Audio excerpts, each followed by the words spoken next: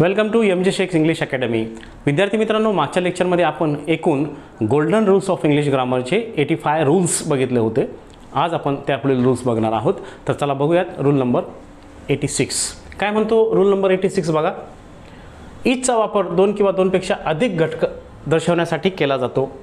या उलट एव्हरीचा वापर दोनपेक्षा अधिक घटक दर्शवण्यासाठी केला जातो. दोघांमधला फरक लक्षात घ्या. इच हा कोणासाठी दोन किंवा दोनपेक्षा जास्त. इचचा वापर आपण काय करतो, दोन किंवा दोनपेक्षा जास्त साठी करतो. या उलट एव्हरीचा वापर दोनपेक्षा अधिक घटकांसाठीच केला जातो. म्हणजे एव्हरीचा वापर दोनसाठी होत नाही, मोर दॅन टू असतील तरच होतो. इच आणि एव्हरीमध्ये काय फरक आहे. इच हा प्रोनाऊन तसेच ॲडजेक्टिव्ह आहे, परंतु एव्हरी हा फक्त ॲडजेक्टिव्ह आहे. लक्षात, डिस्ट्रीब्युटिव्ह ॲडजेक्टिव्ह आहे. इच हा डिस्ट्रीब्युटिव्ह प्रोनाऊन देखील आहे, इच हा डिस्ट्रीब्युटिव्ह ॲडजेक्टिव्ह देखील आहे. एव्हरी हा फक्त डिस्ट्रीब्युटिव्ह ॲडजेक्टिव्ह आहे, कारण एव्हरी नंतर नेहमी नामच येतो. लक्षात घ्या, इच नंतर इच ऑफची रचना येते, पण एव्हरी ऑफची रचना येत नाही. एव्हरी वन ऑफ अशी रचना येऊ शकते. आलं का लक्षात. हा फरक लक्षात घ्या. तर मोस्टली कसं असतं माहिती आहे का, इच आणि एव्हरी नंतर येणारं नाऊन हे नेहमी एक वचनीच असतं. जेव्हा इच अँड एव्हरी सिंगल वापरले जातात तेव्हा त्यानंतर येणारं नाऊन आणि व्हर्ब दोन्हीही एकवचनी असतात. मित्रांनो लक्षात घ्या. तर आता इथं बघा, यामध्ये लक्षात आला असेल हा नियम तुम्हाला. इच आणि एव्हरी. इच दोन किंवा दोनपेक्षा जास्त, पण एव्हरी काय दोनपेक्षा जास्तांसाठीच वापरला जातो. हा सूक्ष्म फरक लक्षात घ्या. आता एक्झाम्पल केले, every of the 2 girls will get a prize. Every of, मी तुम्हाला सांगितलं एव्हरी ऑफची रचना येत नाही, इच ऑफ चालेल बरं का. हे लक्षात घ्या बरं का, हा एररचा भाग आहे.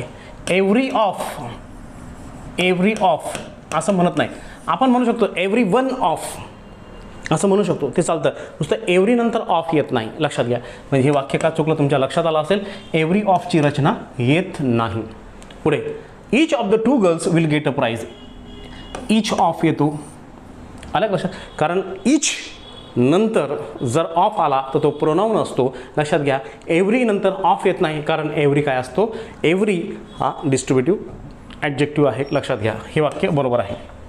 मग खाली तरी बघा, एव्हरी सोबत ऑफची रचना येत नाही, इच सोबत ऑफची रचना येते. म्हणजे एव्हरीच्या ठिकाणी तिथे काय येईल, इच येईल. हे लक्षात आला असेल फरक. एकदा बघा हा नियम काय म्हणतोय. तुम्ही रूल्स अतिशय बारीक बारीक पद्धतीने करा. मी या सिरीजमध्ये गोल्डन रूल्स ऑफ इंग्लिश ग्रामरमध्ये 3 बेसिक लेक्चर्स टाकणार आहे. 3 बेसिक लेक्चरमध्ये आपण काय घेणार आहोत लक्षात घ्या. म्हणजे त्याच्यामध्ये आपण घेणार आहेत सब्जेक्ट काय असतो, बरोबर आहे, ऑब्जेक्ट काय असतो, बरोबर आहे, कॉम्प्लिमेंट काय असतो, बरोबर आहे. हे म्हणजे याच्यावरच 3 बेसिकचे लेक्चर होतील, मध्ये 3 तासाचे. सब्जेक्ट आपण 10 प्रकारे वापरू शकतो. ऑब्जेक्ट आपण किती प्रकारे वापरू शकतो, direct object, indirect object, object of preposition वापरू शकतो. कॉम्प्लिमेंट पण सब्जेक्ट कॉम्प्लिमेंट, ऑब्जेक्ट कॉम्प्लिमेंट, बरोबर आहे. नंतर प्रेडिकेट घेणार आहेत आपण. प्रेडिकेट काय असतो, सिंगल प्रेडिकेट काय असतो, कंपाऊंड किंवा कॉम्प्लेक्स प्रेडिकेट काय असतो, या संदर्भात आपण सगळं हे लेक्चर असेल. हे बेसिक बरोबर आहे, जे तुम्हाला कोणीच सांगत नाही. आलं का लक्षात. हेल्पिंग वर्ब काय असतात, मेन वर्ब काय असतात, ह्या गोष्टीसुद्धा त्याच्यात येतील. हे लेक्चर्स तुमच्या वाक्याच्या म्हणजे त्या व्हिडिओच्या सुरुवातीलाच असतील, as a part of basic म्हणून. डन, लक्षात घ्या.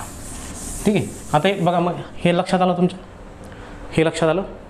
डन. नेक्स्ट, आता इथं बघा, मग एव्हरी ऑफ येईल का. एव्हरी ऑफची रचना येत नाही, कारण एव्हरी हा काय डिस्ट्रीब्युटिव्ह ॲडजेक्टिव्ह आहे. एव्हरी वन ऑफची रचना येईल, मी तुम्हाला ऑलरेडीच बोललो. इच ऑफ येऊ शकतं, आयदर ऑफ येऊ शकतो. लक्षात घ्या. म्हणजे एव्हरी नंतर जर ऑफ आला तर ती वाक्यरचना चुकीची असते. का, कारण याचा नियम म्हणतो एव्हरी हा डिस्ट्रीब्युटिव्ह प्रोनाऊन आहे, सॉरी डिस्ट्रीब्युटिव्ह ॲडजेक्टिव्ह आहे, तो प्रोनाऊन म्हणून वापरला जात नाही. लक्षात घ्या. ठीक आहे. एव्हरी वन ऑफ अशी रचना येऊ शकते, कारण एव्हरी वन हा इनडेफिनेट प्रोनाऊन आहे. एव्हरी हा डिस्ट्रीब्युटिव्ह ॲडजेक्टिव्ह आहे. लक्षात घ्या, हा फरक आहे दोघांमध्ये. ठीक आहे. आयदर ऑफ येतो, हां लक्षात घ्या, आयदर ऑफ येतो, नायदर ऑफ येतो. अलग लक्षात, कारण हे प्रोनाऊन आहेत. ठीक आहे. ऑफची रचना आली तर तो भाग नंतरचा प्रोनाऊन असतो. लक्षात घ्या. म्हणजे ऑफच्या आधी जो येईल तो भाग काय असतो, प्रोनाऊन असतो. लक्षात घ्या. मग आता इथं म्हटलं आहे इच, एव्हरी, आयदर, नायदर नंतर. लक्षात घ्या,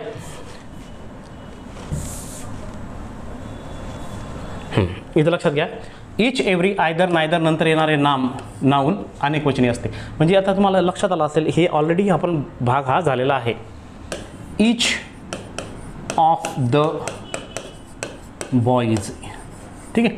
आता इथं लक्षात द्या काय बोलले आहेत, इच एव्हरी आयदर नायदर नंतर येणारं नाम काय असते, नाऊन अनेक वचनी असते.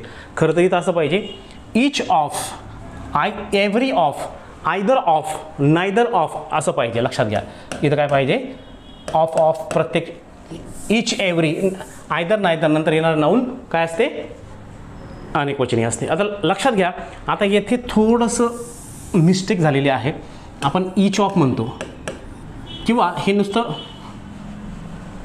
जर आपण असं हे नाऊनच्या ऐवजी आपण इथं नाऊन अनेक वचनी असते याच्याऐवजी आपण एक वचनी असं घेऊयात. म्हणजे कसं, लक्षात घ्या इथे थोडीशी गडबड झाली आहे टाईप करताना. इच बॉय बरोबर आहे. जर तुम्ही असं म्हटलं इच बॉईज तर ते रॉंग होईल.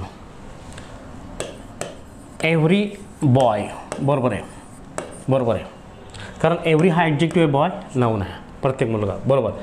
आयदर बॉय बरोबर आहे. नायदर बॉय ही पण रचना बरोबर आहे. पण जर अशी रचना असेल, each of, either of, neither किंवा नीदर ऑफ झालं, एव्हरीवन ऑफ, तर याच्यानंतर जे नाऊन असेल ते काय असेल, अनेक वचनी असेल. काय असेल, अनेक वचनी असेल. क्रियापद मात्र एकवचनी असेल. क्रियापद मात्र काय असेल, एकवचनी असेल. लक्षात घ्या. ठीक आहे. Each of, either of, neither of, everyone of बरोबर आहे. याच्यामध्ये हा कर्ता गृहीत धरला जातो, म्हणून याच्यानंतर येणारं क्रियापद हे एकवचनी येतं, नाऊन मात्र अनेकवचनी येतं. फॉर एक्झाम्पल जर मी तुम्हाला असं सांगितलं, लक्षात घ्या टीचिंग पार्ट हा इम्पॉर्टंट आहे, लक्षात घ्या. इच of the students is honest. आता इथं लक्षात घ्या, या वाक्यात स्टुडंट्स बरोबर आहे, कारण इच ऑफच्या रचनेनंतर येणारं नाऊन हे अनेकवचनी असतं, क्रियापद मात्र काय एकवचनी असतं. हा जो क्रियापद आलेला आहे हा इचला गृहीत धरून आलेला आहे. ऑफच्या आधी जोही प्रोनाऊन येईल तो गृहीत धरून त्या अनुसरून क्रियापद आपलं वचन घेत असतं. लक्षात आलं. क्रियापद स्टुडंटनुसार नाही येणार, तर क्रियापद कशानुसार येईल, इचनुसार. आणि ऑफच्या आधी येणारा कर्ता गृहीत धरला जातो, म्हणून तिथे क्रियापद काय आहे, एकवचनी आहे. या वाक्यात खरा कर्ता आहे इच.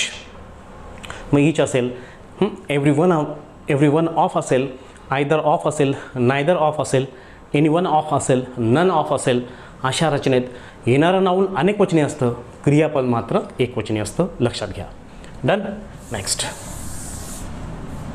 आता बघा, point out the incorrect sentence. काय म्हटलं आहे, इनकरेक्ट सेंटेन्स. तुम्हाला ते लक्षात आलं असेल. काही अडचण आली तुम्ही मला फोन किंवा मेसेज करू शकतात. ठीक आहे. Each bush and each tree has the right to grow in the ground. पहिलं वाक्य वाचलं आपण. Neither Ram nor Shyam have sympathy for the poor parents. दुसरं वाक्य बघ, Shanti and Sumati go hand in hand. बरं. चौथं वाक्य बघा, either Soni or Rani has broken these bangles. पुढे काय ऑप्शन दिलेले आहेत का बघूयात आपण. येस, ऑप्शन नाही आहेत.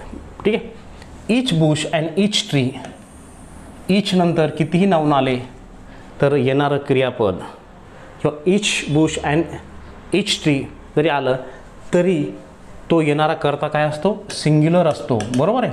म्हणजे एकवचनी असतो. हा कर्ता एकवचनी झाला, त्यानुसार हॅज हा एकवचनी क्रियापद आलेला आहे. आलं का लक्षात. ठीक आहे. म्हणजेच हे वाक्य बरोबर आहे. Each bush and each tree, each नंतर कितीही नाऊन येऊ देत, एव्हरी नंतर कितीही नाऊन येऊ देत एकवचनी, तर येणारं क्रियापद काय असतं, एकवचनी असतं. इथं आपण each bushes and each trees असं म्हणू शकत नाही. असं जरी आलं असतं तरी ते सेंटेन्स रॉंग झालं असतं.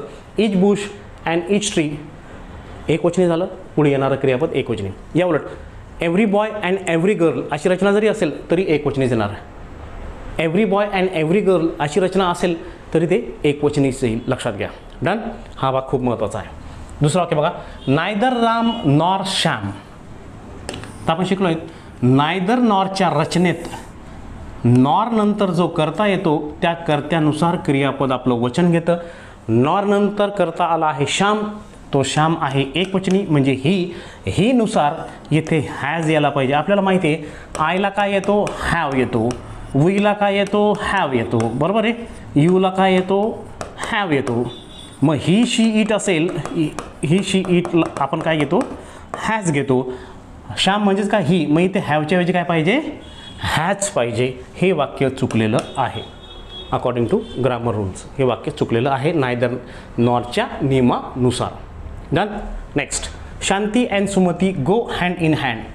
अँडने कितीही करते जोडले, अँडने जर दोन करते जोडले किंवा कितीही जोडलेत तर ते नाम किंवा तो कर्ता अनेक वचनी बनतो आणि त्यानंतर येणारं क्रियापद हे अनेक वचनी असतं. या वाक्यात गो हे अनेक वचनी क्रियापद बरोबर आहे. आता लक्षात घ्या, ज्या क्रियापदाला एस लागलेला असतो गोज, तो एकवचनी असतो. बरोबर. ज्या काय लागलेला असतो, एस लागलेला असतो, तो एकवचनी असतो. आणि ज्या सिंगल क्रियापद असतं पहिल्या रूपातलं ते अनेकवचनी असतं. लक्षात घ्या, बहुतेक मुलांचा इथे घोळ होत असतो, म्हणून हे प्रश्न अतिशय चांगल्या पद्धतीने सोडवा. ठीक आहे. शांती अँड सुमती हे अनेकवचनी करता झाला, दे गो हे वाक्य बरोबर आहे. Hand in hand. पुढे, either Soni or Rani has broken these bangles. Either ऑरच्या रचनेत ऑर नंतर जो करता येतो त्या कर्त्यानुसार क्रियापद आपलं वचन घेतं.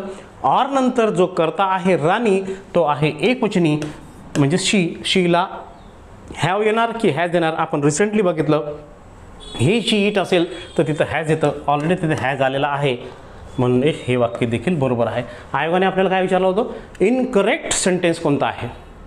इनकरेक्ट सेंटेन्स यामध्ये कोणतं आहे, तर बघा इनकरेक्ट सेंटेन्स यामध्ये कोणतं आहे, यामध्ये इनकरेक्ट सेंटेन्स फक्त 2 नंबरचा आहे, म्हणून याचं उत्तर आलं 2. ते का इनकरेक्ट आहे, हे चारही पर्याय तुम्हाला एक्सप्लेन केलीत.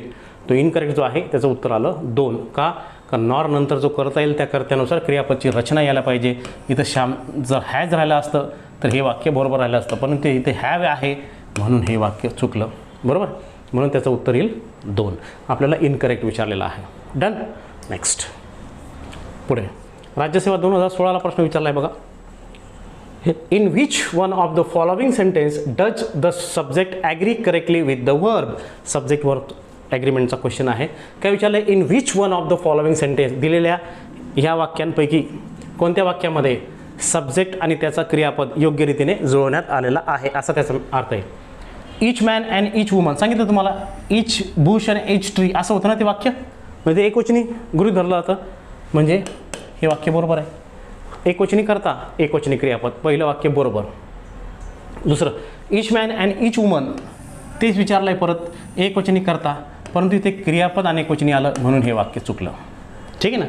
बघा रिपिटेशन कसं होत असतं, एकाच नियमावर हजारो वाक्य विचारू शकतात, फक्त शब्द बदलेल.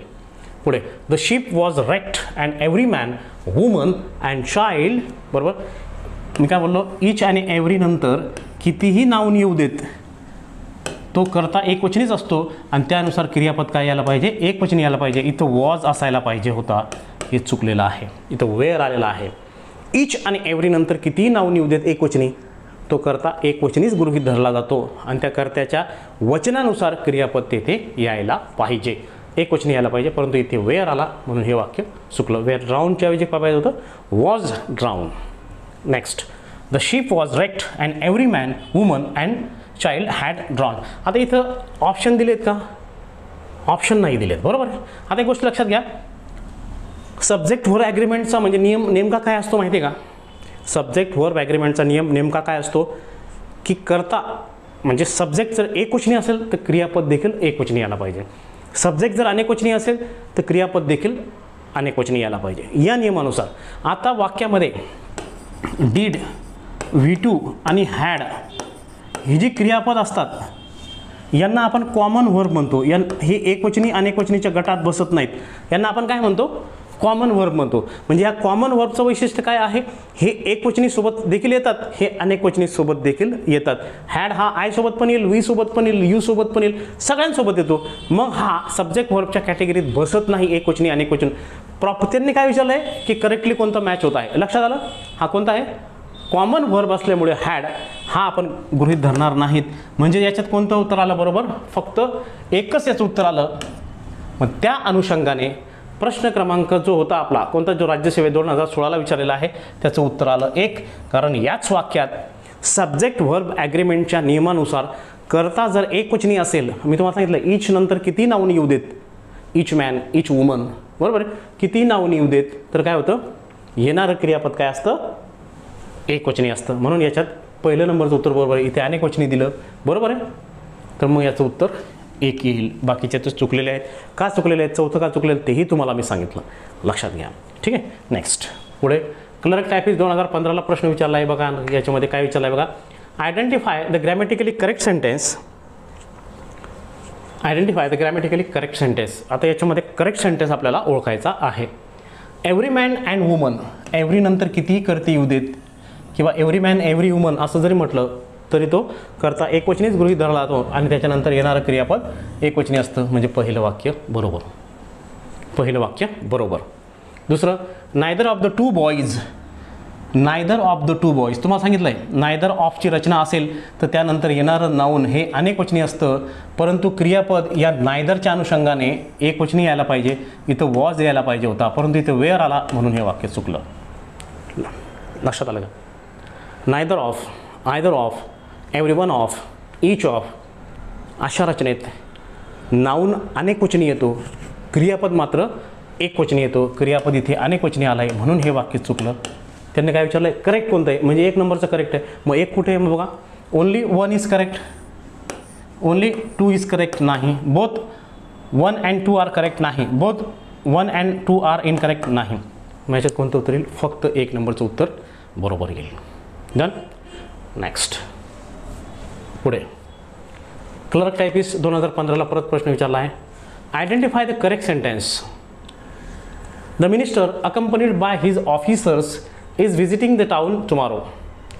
इच of the employees was given a bonus. काय विचारलं त्यांनी, आयडेंटिफाय द करेक्ट सेंटेन्स.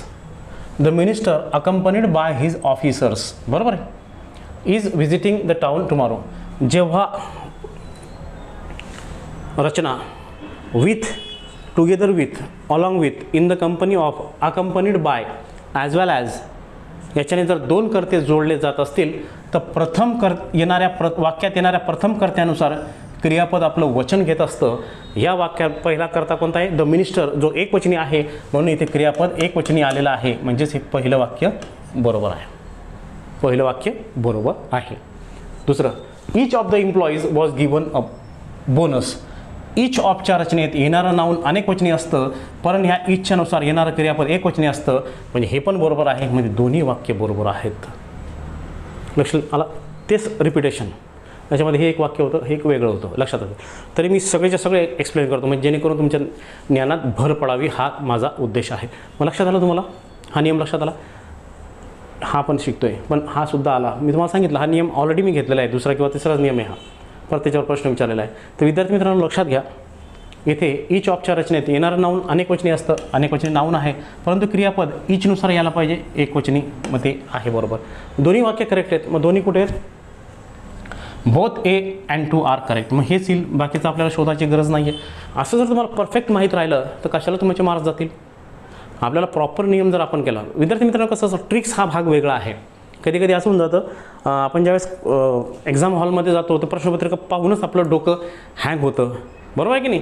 प्रश्नपत्रिका पाहूनच आपलं डोकं हँग होतं. अशा वेळेस ट्रिक्स कुठे आठवणार आहेत आपल्याला, बरोबर. मग सगळ्यात महत्त्वाची गोष्ट, हे आल्यावर हे येतं, लक्षात घ्या. त्या पद्धतीने अभ्यास करा, म्हणजे माइंडसेट करा. माइंडसेट असं करा, माइंडसेट होण्यासाठी काय करावं लागतं माहिती आहे का. आता बहुतेक विद्यार्थी काय करतात, जवळ परीक्षा आली का टॉपिक वाईज पुस्तक वाचत बसतात. गरज नाही आहे त्याची. क्वेश्चन पेपर सोडवा. क्वेश्चन पेपर सोडवला तर सगळ्या याचाच अभ्यास होईल ना. तुम्ही ज्यावेळेस 10वी 12वीला होता तुम्ही काय केलं, तुम्ही टॉपिक वाईज वाचत गेला का, नाही. 15-20 दिवसापूर्वी तुम्ही काय केलं, सगळे क्वेश्चन पेपर सोडवलं. कोणी विद्यार्थी म्हणतो सर मी 10 सोडवले, कोणी म्हणतो 15 सोडवल्या, कोणी म्हणतो मी 20-25 सोडवले. ह्या पद्धतीने जर तुम्ही प्रश्नपत्रिका सोडवले तर त्याच्यात काय होतं, सगळ्या विषयांना हात घातला जातो ना. तुम्ही टॉपिक वाईज वाचत बसले त्याच्यात तुमचा वेळ जास्त जाईल, बरोबर आहे की नाही. पण तुम्ही क्वेश्चन पेपर्स जर सोडवत गेलेत, ॲनालिसिस जर प्रॉपर करत गेलेत, तर याचा अर्थ काय होतो की तुम्ही सगळ्या विषयांना हात घालता. म्हणजे तुमचं ॲट अ टाईम व्होकॅबलरी होतं आहे, तुमचं कॉम्प्रिहेन्शन होतं आहे, ॲट अ टाईम ग्रामर होतं आहे, बरोबर आहे की नाही. सगळ्या गोष्टी ॲट अ टाईम होतील, लक्षात घ्या. त्याच्यामुळे परीक्षा 15-20 दिवस आधी तुम्ही काय करायचं आहे, फक्त क्वेश्चन पेपर ॲनालिसिस चालू करायचं आहे, लक्षात घ्या. क्वेश्चन पेपर टॉपिक वाईज नाहीत, लक्षात घ्या. टॉपिक वाईज हे जेव्हा आपण अभ्यासाला सुरुवात करतो, आपण यावर्षी परीक्षा देणार आहेत, आपल्याला वेळ आहे 7-8 महिने 1 वर्ष, त्यावेळेस टॉपिक वाईज वाचायचं असतं. स्पर्धा परीक्षेची तयारी करताना नियर अबाउट आपण 1 वर्षापूर्वीच सुरुवात केली पाहिजे, त्यावेळेस तुम्ही टॉपिक वाईज वाचा. पण परीक्षेला जाता जाता तुम्हाला जर 15-20 दिवस आहेत, आताच म्हणजे तुमची मुख्य परीक्षा देखील आहे पुढच्या महिन्यात, तर तुम्ही काय करायचं आहे, तुम्ही अशा वेळेस तुम्ही काय करायचं आहे, क्वेश्चन पेपर्स सोडवायचे आहेत, जेणेकरून सगळ्या टॉपिक्सला तुमचा हात घातला जाईल. म्हणजे सगळ्या प्रकारच्या प्रश्नांना हात घातला जाईल. एक पर्टिक्युलर लेसन होणार नाही, सगळ्यांनाच हात घातला जाईल. म्हणजे जर व्होकॅबलरी असेल, synonyms, antonyms, one word substitutions, words often get confuse, proverbs, idiom phrases, whatever, सगळ्या गोष्टी टच होतील. ग्रामरचा जो पोर्शन असेल तो होईल, कॉम्प्रिहेन्शन होईल, लक्षात घ्या. ठीक आहे ना. नेक्स्ट पुढे मग लक्षात आलं, याचं उत्तर आलं 3. नेक्स्ट आता रूल नंबर 87 बघा. रूल नंबर 87 काय म्हणतोय, सगळ्यात महत्त्वाचं आहे बघा, की टू मच नंतर येणार, टू मच नंतर नेहमी नामाचा उपयोग केला जातो बघा. टू मच नंतर नेहमी काय येणार, नाऊन येणार, आणि मच टू नंतर ॲडजेक्टिव्हचा वापर केला जातो. आता हा बघा, हा क्वचितच म्हणजे बोटावर मोजण्या एवढ्या विद्यार्थ्याला हा नियम माहीत असेल की टू मच केव्हा आणि मच टू केव्हा. टू मच आता म्हणतो ना, आता आपण काल शिकलो कोणते कोणते प्रत्यय येतात नाऊनसाठी, बरोबर. I have too much difficulty, म्हणजे बरोबर आहे. टू मच केव्हा होतो, नामाच्या आधी. डिफिकल्टी नाऊन आहे, इथं खाली म्हणून दिलं आहे. पुढे it is much too difficulty, असं येईल का. आता it is much too difficult नाही पाहिजे, इथे डिफिकल्ट पाहिजे, स्पेलिंग चुकलं आहे, लक्षात घ्या. इथे काय पाहिजे, डिफिकल्ट पाहिजे, लक्षात घ्या. ठीक आहे, इथं वाय नको, कारण डिफिकल्ट हा ॲडजेक्टिव्ह आहे, डिफिकल्टी हा नाऊन आहे. इथे it is much too difficult असं पाहिजे, वाय नको इथे. ते करेक्शन करून देतो मी तुम्हाला नंतर. ठीक आहे, म्हणजे लक्षात आलं का तुमच्या, सगळ्यात महत्त्वाचा भाग लक्षात आला का. ठीक आहे. नेक्स्ट पुढे बघा, म्हणजे टू मच कुठे, मच टू कुठे. टू मच असेल तर त्यानंतर नाऊन येणार, मच टू असेल तर ॲडजेक्टिव्ह येणार. एवढं सिम्पली लक्षात ठेवा. म्हणजे परीक्षेत कधी तुम्हाला हा भाग एरर म्हणून जर विचारला गेला तर तुमची फसगत व्हायला नको. नेक्स्ट पुढे, her failure is too much painful for me. आता बघा, टू मच केव्हा येतो, बरोबर आहे. मी हा बॉक्स केला म्हणजे तुमच्या लक्षात आला असेल. टू मच केव्हा, मच टू केव्हा.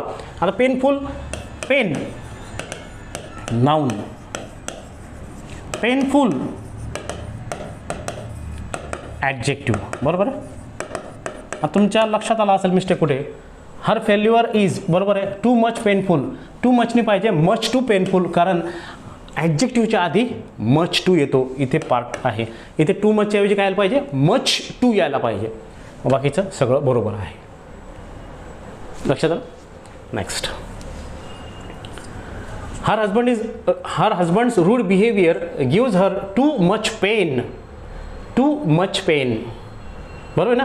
पेन काय, नाऊन आहे. टू मच आपण केव्हा वापरतो, नाऊनच्या आधी. मग हे वाक्य माझ्या मते या वाक्यात आहे का एरर, नाही आहे. हे सगळे पार्ट्स बरोबर आहेत. यामध्ये काय उत्तर येईल मग, नो एरर उत्तर येईल. लक्षात आलं. Too much, much too, too much already जे वाक्य आपलं झालं आहे बघा. पेन नाऊन, पेनफुल ॲडजेक्टिव्ह झालं. मग त्याच्या इथं काय यायला पाहिजे, टू मचच्या ऐवजी मच टू पाहिजे. मग इथे टू मच दिलेलं आहे, टू मच म्हणजे हे वाक्य ग्रॅमॅटिकली करेक्ट आहे, याच्यात नो एरर पार्ट येईल. म्हणजे याचं उत्तर काय येईल, no error. Next, this room is very beautiful but too much small. Too much small, ठीक आहे. लक्षात आहे, मी बॉक्स केला आहे तिथे तुमचं लक्ष गेलं पाहिजे, बाकीच्याकडे लक्ष जाता कामा नाही. To accommodate all of you, no error. आता इथं लक्ष द्या, this room is very beautiful इथपर्यंत बरोबर आहे. But too much small adjective असेल तर मच टू येतो, मच टू स्मॉल असं यायला पाहिजे, लक्षात घ्या. अर्थ दोघांचा सारखाच असतो, फक्त फरक आहे यूजमध्ये, लक्षात आलं. मग इथे मिस्टेक आहे, बाकीचं हे बरोबर आहे. डन. नेक्स्ट.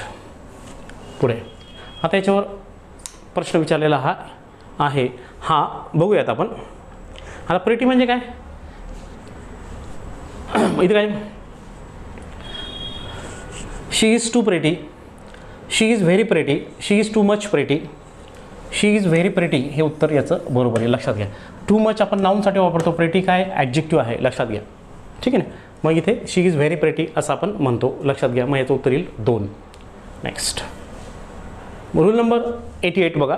रूल नंबर 88 काय म्हणतोय, remind, forbid, persuade, invite, allow, command, permit, instruct, compel, beg, encourage, ask, advise, force इत्यादी क्रियापदानंतर object plus to plus V1 चा वापर केला जातो.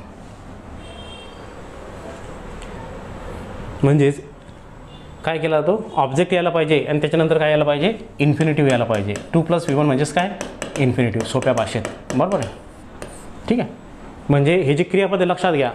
फाइंड आउट एररमध्ये तुम्हाला काय देतात, मी पोस्टिंग पोस्टिंग देतील तुम्हाला, तिथं काय पाहिजे, टू पोस्ट, इन्फिनिटिव्ह तिथे पाहिजे, लक्षात आलं. आता बघा मग एकदा परत वाचा. रिमाइंड, फॉरबिड, रिमाइंड म्हणजे आठवण करून देणे, फॉरबिड म्हणजे मनाई करणे, परस्युएड म्हणजे मन वळविणे, इन्व्हाइट म्हणजे आमंत्रण देणे, अलाव म्हणजे परवानगी देणे, कमांड म्हणजे आज्ञा देणे, परमिट अनुमती देणे, इन्स्ट्रक्ट सूचना देणे, कंपेल म्हणजे काय, आपण त्याला म्हणतो ना जबरदस्ती करणे. ठीक आहे. बेग भीक मागणे, इनकरेज प्रोत्साहित करणे, आस्क विचारणे, ॲडवाइस सल्ला देणे, फोर्स बळजबरी करणे इत्यादी क्रियापदानंतर काय येतं, ऑब्जेक्ट प्लस 2 + V1 चा वापर केला जातो. म्हणजे ऑब्जेक्ट येऊन त्यानंतर काय येणार, त्यानंतर काय येणार 2 + V1 येणार. म्हणजेच लक्षात घ्या, ह्याच्यानंतर ऑब्जेक्ट म्हणून मी, us, you, him, her, them यापैकी ऑब्जेक्टिव्ह केसमधलं प्रोनाऊन येईल आणि त्यानंतर काय येईल, इन्फिनिटिव्ह 2 + V1. लक्षात आलं.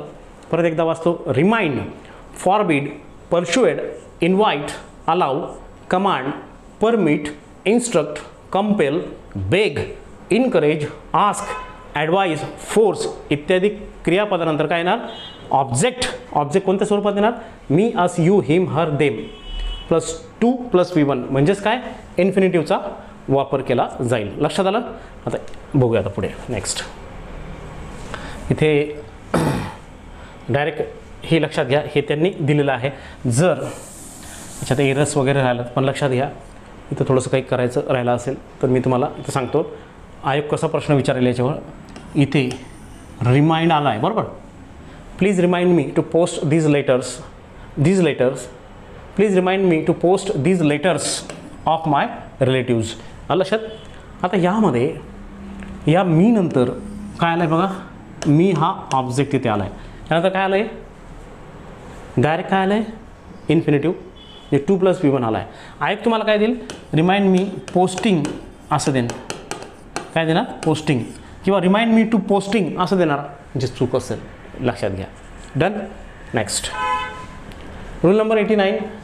हूचा वापर व्यक्तीसाठी केला जातो, या उलट विथचा वापर निर्जीव वस्तूसाठी केला जातो. लक्षात घ्या बरं का.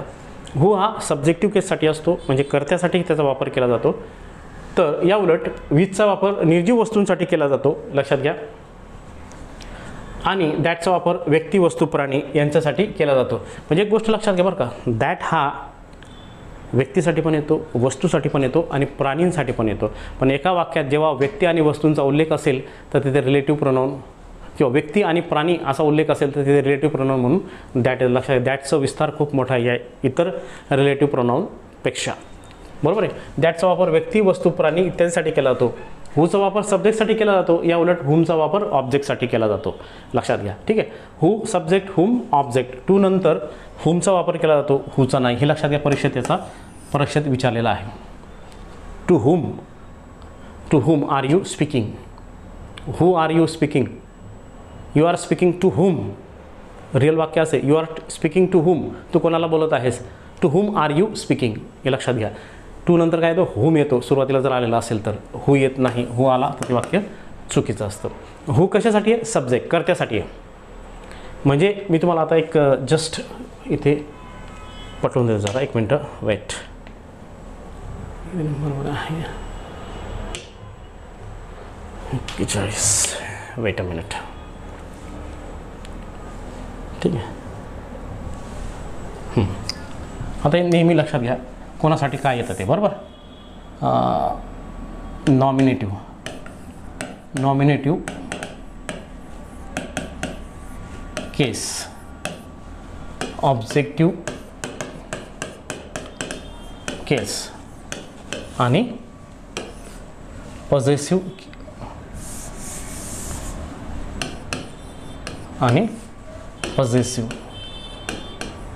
ठीक आहे केस. ठीक आहे, पॉझेसिव्ह केस लक्षात घ्या. हा आय आहे. ठीक आहे. आता आय, वी, यू, ही, शी, दे याच्यात इट नाही येणार लक्षात घ्या. आणि यासाठी काय येणार? हू. यासाठी काय येणार? हू. म्हणजे कर्त्यासाठी वापरले जातात. या सगळ्यांसाठी काय येणार? हू येणार. Me, us, you, him, her, them यासाठी काय येणार? होम. म्हणजे ऑब्जेक्टची जागा तुम्हाला लक्षात येते. डन. पुढे पॉझेसिव्ह केस यासाठी काय येणार? त्यासाठी येणार माय किंवा माइन लक्षात घ्या. Us, our or ours, your or yours, his or his. हिजचं दोन्ही सारखंच असतं लक्षात घ्या, प्रोनाऊन आणि ॲडजेक्टिव्ह. हर, हर्स लक्षात घ्या. They, their, theirs. ठीक आहे. आता इथे लक्षात घ्या my, our, your, his, her, their हे पॉझेसिव्ह ॲडजेक्टिव्ह आहेत आणि mine, ours, yours, his, hers, theirs हे पॉझेसिव्ह प्रोनाऊन आहेत. हा फरक लक्षात घ्या. म्हणजे इथे काय येणार? मग येथे येणार हुज लक्षात घ्या. म्हणजे हू कुठे, हुम कुठे, हुज कुठे हा चार्ट जरी तुम्हाला लक्षात आला तरी तुम्हाला कळेल की हू कुठे वापरला जाईल, हुम कुठे वापरला जाईल आणि हुज कुठे वापरला जाईल. तो लक्षात आला? एकदा चार्ट व्यवस्थित बघा. ठीक आहे. आपल्या पुस्तकात पण तो चार्ट दिलेला आहे. तुम्ही जर पुस्तक घेतलं असेल तर त्या पुस्तकामध्ये देखील तुम्हाला हा चार्ट सापडेल. डन. नेक्स्ट पुढे हू वर्सेस हुम लक्षात घ्या. आता हा फरक लक्षात आला ना तुम्हाला? हे व्यवस्थित बघा. हा चार्ट व्यवस्थित बघा म्हणजे तुमच्या लक्षात आला असेल. हू आणि हुम तुम्हाला लक्षात आला असेल. हू कुठे वापरला जाईल, हुम कुठे वापरला जाईल. ठीक आहे. डन. नेक्स्ट बघा माझा हू वर्सेस हुम म्हणजे याच्यामध्ये काय डिफरन्स आहे बघा. हू नंतर सामान्यतः व्हर्ब येतो. लक्षात घ्या हा फरक. म्हणजे कर्त्याच्या नंतर नेहमी काय येतं? क्रियापद येतं. हू जर सब्जेक्टसाठी कॉमन सेन्स आहे. हू जर सब्जेक्टसाठी येणार तर त्याच्यानंतर काय येणार? क्रियापदच येणार. बरोबर आहे की नाही? यावर हुम नंतर सब्जेक्ट प्लस व्हर्ब अशी रचना येते. लक्षात घ्या. पण याला अपवाद आहे बरं का. जर एकाच वाक्यात तुम्हाला असं वाटतं रिकाम्या जागेनंतर सब्जेक्ट आणि व्हर्ब आलेला आहे पण त्यानंतर परत त्याच नामाचं पुढे वर्णन आलेलं आहे तर तिथं हू येतो बरं का. लक्षात घ्या. हा अपवाद याला. ठीक आहे.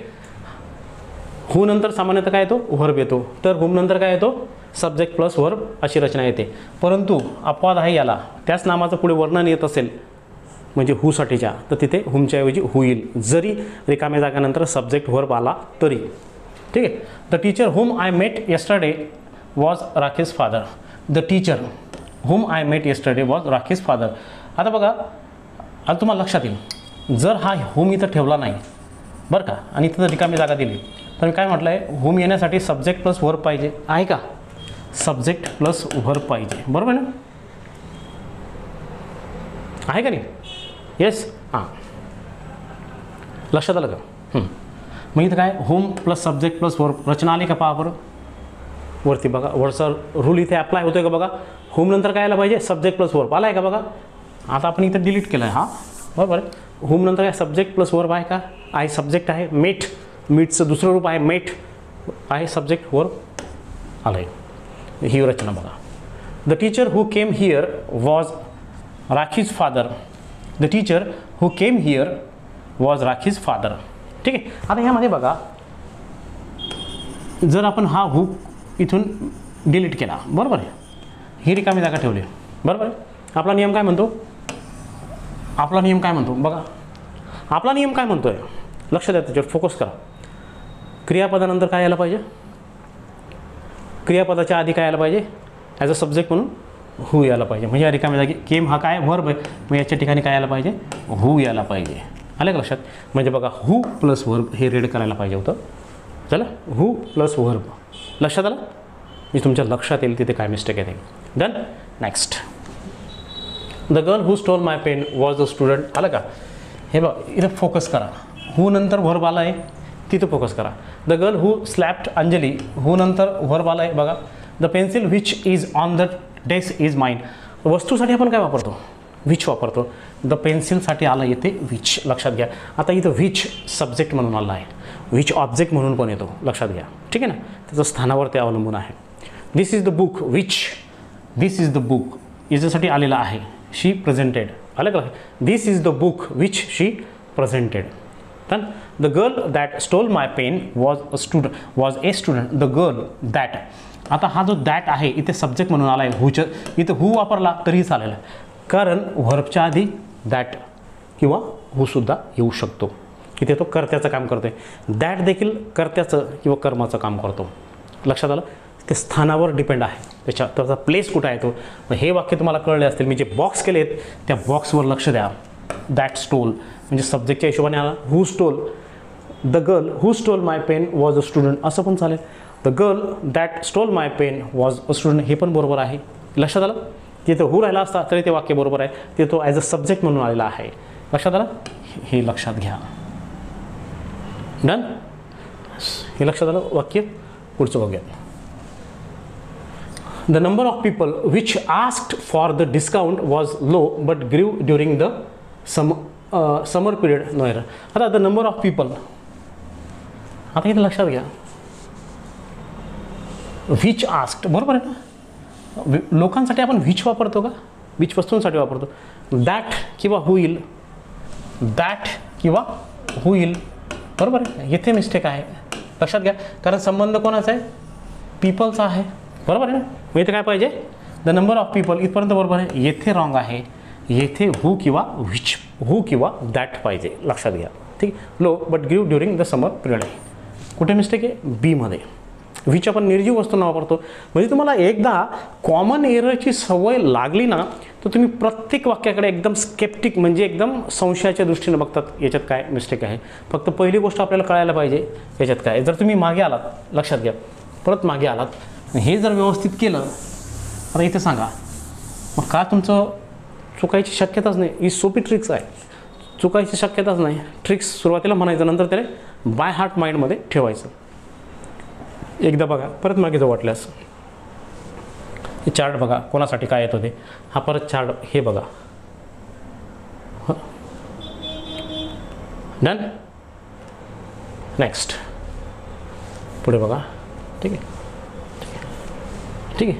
इथं बघितलं आपण. मी बघा, may I know to who I am speaking. आता आपण घेतलं होतं की टू नंतर काय येतो, हुम येतो, परंतु इथे काय आला आहे, हू आला आहे. म्हणजे वाक्य चुकलं ना, आपलं वाक्य चुकलं ना. म्हणजे ह्या गोष्टी तुम्हाला फिक्स माहीत राहतील तर वाक्य तुमचं चुकण्याची शक्यताच नाही. मे आय नो हे बरोबर आहे.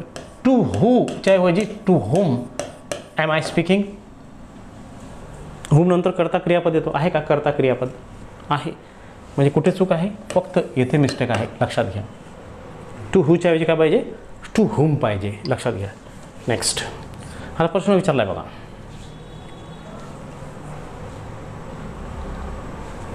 आता इथं वर्णन आलं आहे बरं का माणसाचं, लक्षात घ्या. CSTI 2012 मी तुम्हाला बोललो होतो, हुम नंतर रिकाम्या जागेनंतर सब्जेक्ट आणि व्हर्ब असेल तर काय येणार, हुम येणार.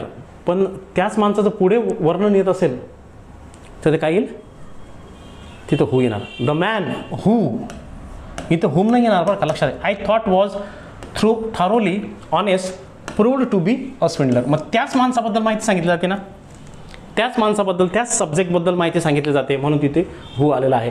याचं उत्तर येईल हो, लक्षात घ्या. ठीक आहे, लक्षात घ्या. ठीक आहे. Next. fill in the blank with the correct relative pronoun.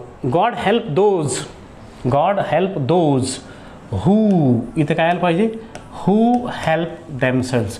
आता काही ठिकाणी तुम्हाला इथे हेल्प्स दिसेल, लक्षात घ्या, बरोबर. जो की चूक आहे. का चूक आहे लक्षात घ्या. कारण या हूचा अँटीसिडेंट कोण आहे? दोज. अँटीसिडेंट म्हणजे काय? अँटीसिडेंट त्याला आपण मराठीत पूर्वपद म्हणतो. पूर्वपद म्हणजे काय? Relative pronoun. म्हणजे रिलेटिव्ह प्रोनाऊन कोणते? हू, हुम, विच, दॅट याच्या आधी जो नाऊन किंवा प्रोनाऊन येतो, बरोबर आहे.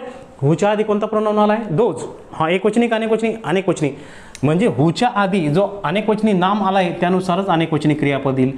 हेल्प्स हे एकवचनी क्रियापद आहे म्हणून हे वाक्य चुकलं, लक्षात घ्यावं. ठीक आहे ना. मग इथं काय उत्तर येईल? हू बरोबर आहे, हुम नाही, व्हेन नाही, विच नाही. लक्षात आलं? आपला प्रॉपर तिथे फोकस पाहिजे, लक्षात घ्या. डन. नेक्स्ट पुढे. Fill in the blank with appropriate pronoun. Fill in the blank with appropriate pronoun. I wish I knew the man. रिकाम्या जागा नंतर काय? रोट आहे, बरोबर आहे. मग रिकाम्या जागेनंतर हे असेल तर इथं सरळ काय लिहायचं? हू, बरोबर आहे ना. रिकाम्या जागेनंतर जर कर्ता क्रियापद असेल तर हुम, रिकाम्या जागेनंतर फक्त क्रियापद असेल तर हू. मग याचं उत्तर येईल हू. म्हणजे अशा याच्याने सुद्धा ते प्रश्न सुटून जातात, इझिली सुटून जातात, लक्षात घ्या. डन. नेक्स्ट. डिपार्टमेंटल PSI 2009ला प्रश्न विचारलेला आहे. Pick out the incorrect part of the following sentence. It is I which is responsible for the loss suffered by you. Pick out the incorrect part. Incorrect part, बरोबर आहे. आता यामध्ये incorrect part, it is I. I हा करता आहे, I हा व्यक्तीसाठी येईल म्हणून इथे येईल हू, बरोबर. आणि इथे दोन ठिकाणी चूक आहेत. It is I who am responsible असं पाहिजे, बरोबर आहे. म्हणजे दोन ही वाक्य कसं घ्यायला पाहिजे माहिती आहे का? लक्षात घ्या. It is I who am. Am येणार ना. अँटीसिडेंट काय? ह्या हूचा अँटीसिडेंट काय? आय. आणि आयला काय येतो? ॲम येतो. वर्तमान काळ आहे. इज येणार का? नाही. मग हे विच इज याच्यामध्ये रॉंग आहे. याच्याविषयी काय पाहिजे? हू ॲम पाहिजे. हा इनकरेक्ट पार्ट आहे. आयोगाने आपल्याला काय शोधायला लावला आहे? Incorrect part. यामध्ये काय आहे तर इनकरेक्ट पार्ट याच्यामध्ये हू ॲम याला पाहिजे, परंतु इथे विच इज आलेला आहे म्हणून हा त्याचा इनकरेक्ट पार्ट आहे. बाकीचं बघूच नका, लक्षात आलं. Antecedent. It is I. I करताय, करत्यासाठी आपण काय वापरतो? काय वापरतो? हू वापरतो. सब्जेक्टसाठी व्यक्ती जर असेल तर. विच निर्जीव वस्तू जर राहिला असतं तर विच बरोबर आहे, पण आय व्यक्तीसाठी आपण वापरतो. सजीव आहे पण तिथे करता म्हणून हू येईल. आणि हूला आपण काय घेतो? क्रियापद वर्तमान काळात ॲम घेतो. लक्षात आहे. इथं इज. तुम्ही कधी ऐकलं आहे का आय इज असं? ऐकलं आहे का रचना? ऐकली आहे? नाही. बोलताना आपण असं म्हणू शकतो आय इज अ प्रोनाऊन, वाक्य बरोबर आहे. पण अकॉर्डिंग टू इंग्लिश ग्रामरमध्ये ते येतं का? नाही ना. आय इज प्रोनाऊन असं बोलताना आपण म्हणतो आय हे प्रोनाऊन आहे, बरोबर ती रचना. पण आय इज चा सिक्वेन्स जर रिलेटिव्ह प्रोनाऊनच्या अँटीसिडेंट तो असेल तर तिथं काय येणार? ॲम येणार. लक्षात घ्या. काय येणार? ॲम येणार. लक्षात घ्या. म्हणजे इनकरेक्ट पार्ट कोणता आला? मग हा आला इनकरेक्ट पार्ट. लक्षात घ्या. डन. नेक्स्ट. ॲग्री 2007ला प्रश्न आलेला बघा. Choose the appropriate relative pronoun to fill in the gap. Relative pronoun माहिती आहे ना तुम्हाला? त्याचे चाललंय who, whom, whose, which, that, what relative pronoun आहे. In the following sentence. The man. The man. रिकामी जागा पहा.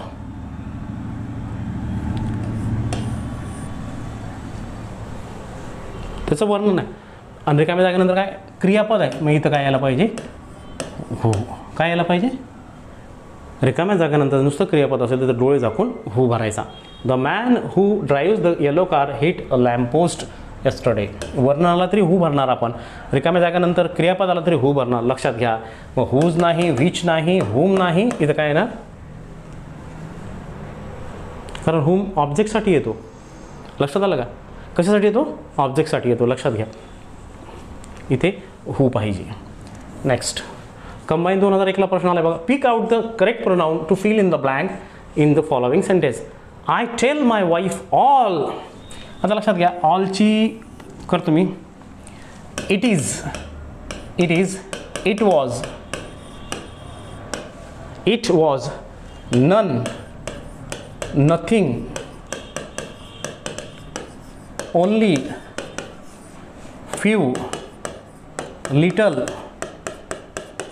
ऑल, मेनी, बरं का, इत्यादी शब्दानंतर जर रिकामी जागा असेल आणि तुम्हाला जर रिलेटिव्ह प्रोनाउन भरायला सांगितलं असेल, रिलेटिव्ह प्रोनाउन भरायला सांगितलं असेल तर डोळे झाकून तेथे दॅट लिहावा. काय लिहावा? दॅट. विच नाही, व्हॉट नाही, दॅट येईल, व्हॉट एव्हर नाही. लक्षात आलं का? हे लक्षात घ्या. It is, it was, none, nothing, only, few, little, all, many. नंतर काय येणार? दॅटच येणार. It is said that, it was said that, all that. लक्षात? ठीक आहे. All that glitters is not gold. लक्षात घ्या. ठीक आहे. त्याच्यानंतर काय येणार? मग दॅटच येणार. हे सगळे शब्द लक्षात घ्या. डन. नेक्स्ट पुढे रूल नंबर 90 बघा. Rule number 90, modal verbs. Modal verbs म्हणजे काय? अभिवृत्तीदर्शक क्रियापदे किंवा त्याला भाववाचक क्रियापदे असं म्हणतात. म्हणजे ते वाक्यात व्यक्तीचा मूड दर्शवतात. ती कोणती कोणती आहेत ती बघूयात. ती आहेत बघा, can, could, may, might, must, dare not, used to, need not, would, will, shall, should, ought to. आता मी आता तुम्हाला क्रम सांगतो ते कसं लक्षात ठेवायचं. शाल, should, will, would, can, could, may, might, must, need not, dare not, ought to, used to. हा त्याचा क्रम आहे. या पद्धतीने लक्षात ठेवायचं. हे सगळे काय आहेत? मॉडल व्हर्ब आहेत. बरोबर? हे मॉडल व्हर्ब आहेत. म्हणजे हे जर सिंगल आलेत म्हणजे कोणते कोणते? शाल, should, will, would, can, could, may, might, must, need not, dare not, ought to, use to. हे जर सिंगल आलेत, एकटे आलेत वाक्यात, तर याच्यानंतर येणारं क्रियापद नेहमी काय असेल? V1 असेल. या उलट यांच्यासोबत जर हॅव आला, shall have, will have, should have, would have, could have, may have, might have, must have, need not have, ought to have जर आला तर याच्यानंतर क्रियापदाचं तिसरं रूप येतं. त्याला परफेक्ट मॉडल किंवा मॉडल ऑफ परफेक्शन असं देखील त्याला म्हणतात. आलं का लक्षात? मग लक्षात आलं? एका वाक्यात म्हणजे ह्या दोन गोष्टी तुम्हाला लक्षात आल्या. आणखी तिसरी गोष्ट काय? एकाच वाक्यात दोन मॉडल वर्ब्स येत नाहीत. एकाच वाक्यात दोन मॉडल वर्ब्स येत नाहीत म्हणजे लागून येत नाहीत. या उलट या दोघा मॉडल वर्ब्समध्ये जर एखादं कंजंक्शन असेल, अँड असेल, बट असेल, वॉटेवर कोणतंही कंजंक्शन असेल तर एक याच्यात ते येऊ शकतात. लक्षात घ्या. येत नाहीत. याउलट जर ते मॉडल वर्ब्स उभयान्वयी अव्यय म्हणजे कंजंक्शनने जोडलं असेल तर दोघांचा वापर केला जातो. म्हणजे हा फरक कळला का तुम्हाला? एकदा वाचा व्यवस्थित. नियम काय आहे बघा. V1 केव्हा येतो, V3 केव्हा येतो, एका वाक्यात दोन मॉडेल्स केव्हा येतात, केव्हा येत नाहीत, हा याचा सगळा सारांसार आहे. हे व्यवस्थित वाचा म्हणजे तुमच्या लक्षात येईल. डन.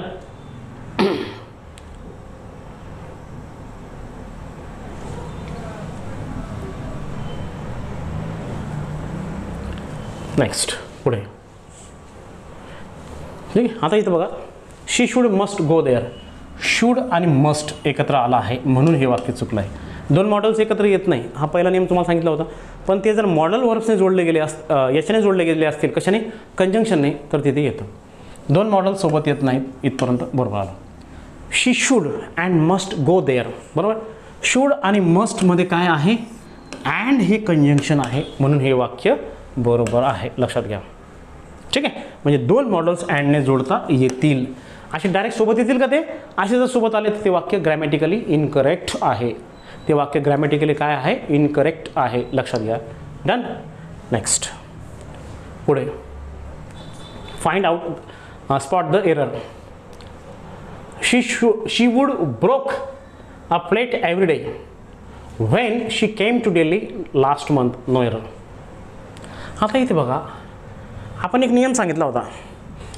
शाल, should, will, would, can, could, may, might, must, need not, dare not, ought to, use to जर हे एकटे येत असतील तर त्याच्यासोबत काय येणार?